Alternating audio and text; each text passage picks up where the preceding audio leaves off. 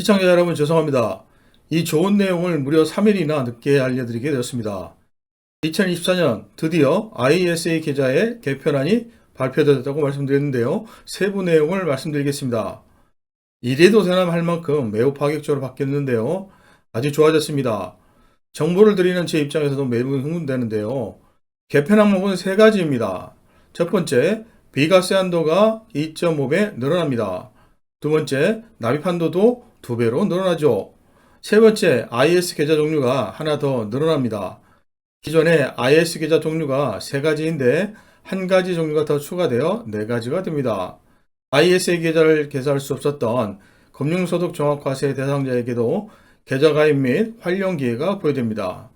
파격적인 비과세 한도, 납입 한도 확대 개편안으로 IS 계좌를 활용하지 않는 분들은 이용하는 분들에 비해 상대적 기회 손실이 더욱 커질 것 같습니다. 세 가지 개편안 항목에 대해 세부적으로 들어가 보고 해당 개편안에 따라 어떻게 IS 계좌를 활용하면 좋을지 기본 활용법도 알아보겠습니다. 그리고 또 개편안만큼 중요한 부분도 있습니다. 개편되지 않는 부분인데요. 이 개편되지 않는 부분이 개편안에 따라 어떤 영향을 받게 되는지, 또 그에 따라 우리가 어떻게 효율적으로 재무 관리를 해야 하는지 상세하게 알아보겠습니다. IS 계좌에 대해 잘 모르셨던 분들도 현재 IS 계좌와 개편되는 IS 계좌를 비교해서 분석하게 되니까 끝까지 시청하시면 IS 계좌에 대해서 정확하게 아시게 되실 겁니다. 구독과 좋아요 부탁드리고 본론으로 들어가겠습니다. 첫 번째 개편안 비과세 한도 2.5배 상향부터 알아보겠습니다.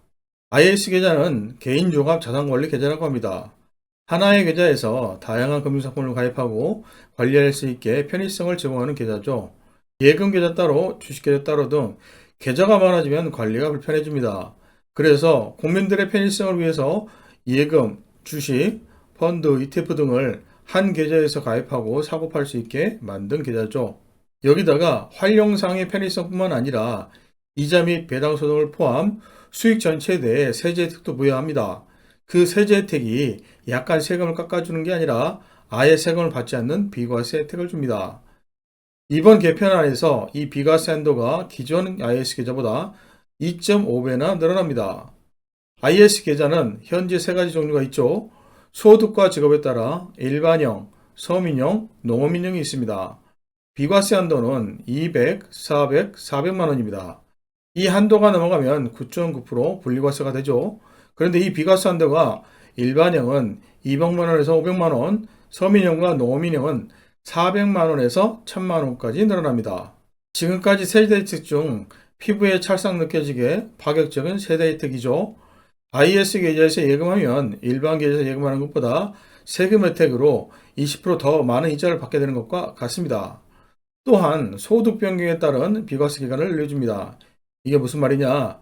가입 시에는 연봉이 5천만 원 이하였다면 당연히 서민형 IS 계좌를 개편되면 이자 소득에 대해 1천만 원까지 비과세 혜택을 받게 되겠죠. 그런데 연봉이 5천만 원 이상이 돼버렸어요.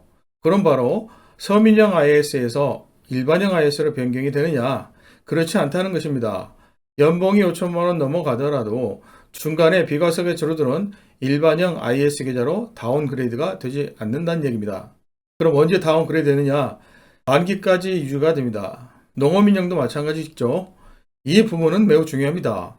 이전까지는 상황에 따라 3년 업무 기간 후 해지를 하고 재가입하는 부분이 대부분 유용한 전략이었다면 이제 이 세제 개편안 때문에 소득 변화에 따라 유연한 만기 전략 유지가 가능합니다.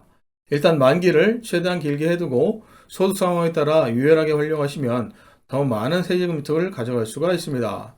반대로 일반형이었다 서민형으로 업그레이드가 가능하시면 홈택스에서 소득 확인 증명서를 떼서 해당 금융서에 제출하시면 동일한 혜택을 받으실 수가 있을 것으로 판단됩니다.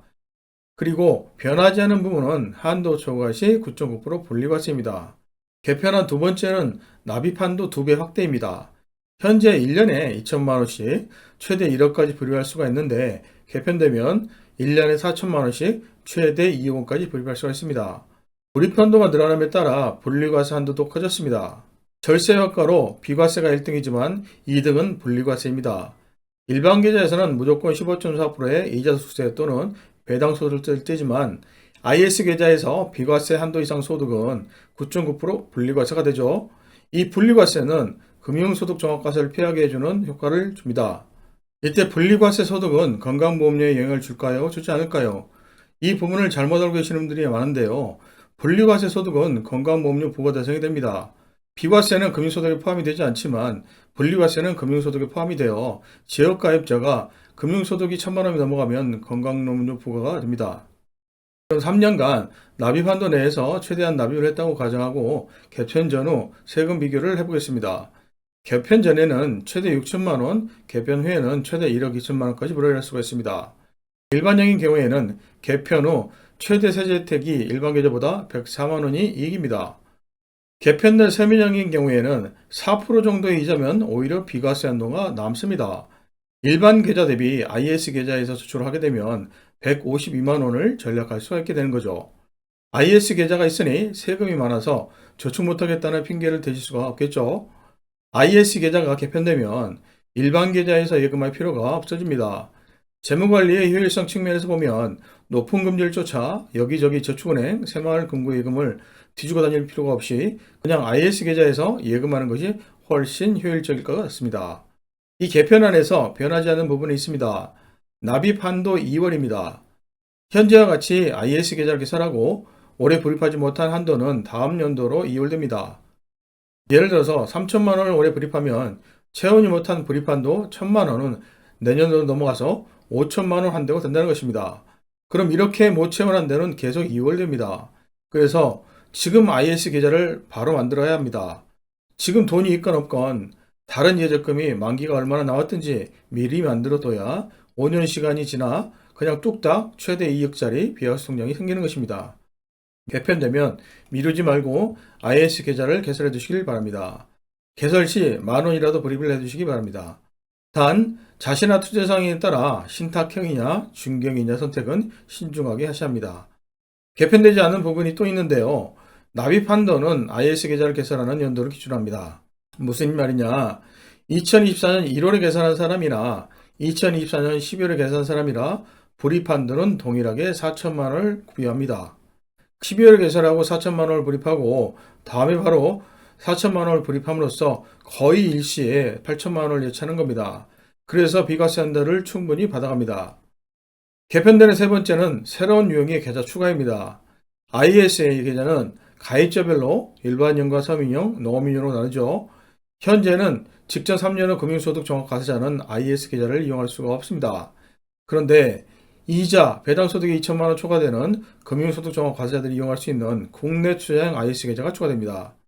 IS 계좌를 만든 원래 목적은 서민들의 자산 정책을 돕기 위해서 만든 계좌입니다. 그래서 일반형, 서민형 IS 계좌와는 상당한 차이를 뒀습니다. 일단 비과세 혜택은 없고요. 분리과세 혜택은 주되 9.9% 과세가 아닌 15.4% 분리과세입니다.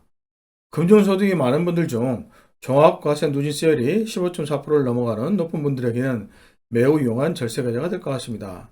국내 투자형 IS 계좌에 투자할 수 있는 상품은 국내 주식과 국내 주식형 ETF로 한정된다고 합니다. 국내 투자형 IS 계좌를 이용해서 발생한 금융소득은 지역가입자 건강보험료 발생 조건과 피부양제 자격 요건에서 빠지는 것은 아니라는 것은 꼭 유의하시기 바랍니다. 이 개편안이 시행되면 현재보다 활용 방안은 유연하고 폭넓을 벌이게 됩니다. 영상 초반에 말씀드렸듯이 현행 비과세 한도라면 3년 의무 기간 후 해지하고 재가입 전략이 유용했다면 비과세 한도 확정과 가입 금액 한도 확장이 되면 굳이 3년마다 급하게 해지와 재가입을 반복할 조급함이 없어집니다. 좀 더 느긋하게 저축액을 늘리는 데 집중하면 됩니다. 납입 한도 확대가 되면 연금계좌 세액공제를 받기 위한 납입 금액도 여유가 생깁니다. ISA 계좌에서 연금저축 또는 IRP를 이전하게 되면 이전 금액의 10%, 최대 300만 원까지 세액공제를 받을 수가 있죠. 연금계좌 이전으로 받는 세액공제 300만 원은 연금계좌 900만 원 세액공제와는 별도인 것은 다들 알고 계실 겁니다. 그럼 이때 최소 3천만 원 이상은 이체해야 300만 원 세액공제를 다 받을 수가 있는데 현재는 불입 한도가 매년 2천만 원이라서 3천만 원까지 매년 연금계좌로 이체하는 금액이 남지 않습니다. 이번 개편안으로 IS 불입 한도가 매년 4천만 원 확대되면 이 불편함도 완전히 해소됩니다. 2024년 2월 기획재정부가 관련 개정안을 국회에 제출할 예정입니다. 시행 시점은 언제일지 확실히 예상할 수는 없습니다. 일단은 선거철이다 보니까 개정안은 쉽게 통과되지 않을까 예상됩니다. 이번 개편안으로 IAS 계좌를 이용한 다양한 절세, 재무관리 전략이 풍부해질 것 같습니다. 오늘은 개편안의 개괄적인 부분만 빨리 알려드리고 개편에 따른 다양한 절세 전략은 다른 영상으로 업로드하겠습니다. 여러분의 구독과 좋아요는 영상을 만드는 데 큰 힘이 될 것 같습니다. 지금까지 시청 감사합니다.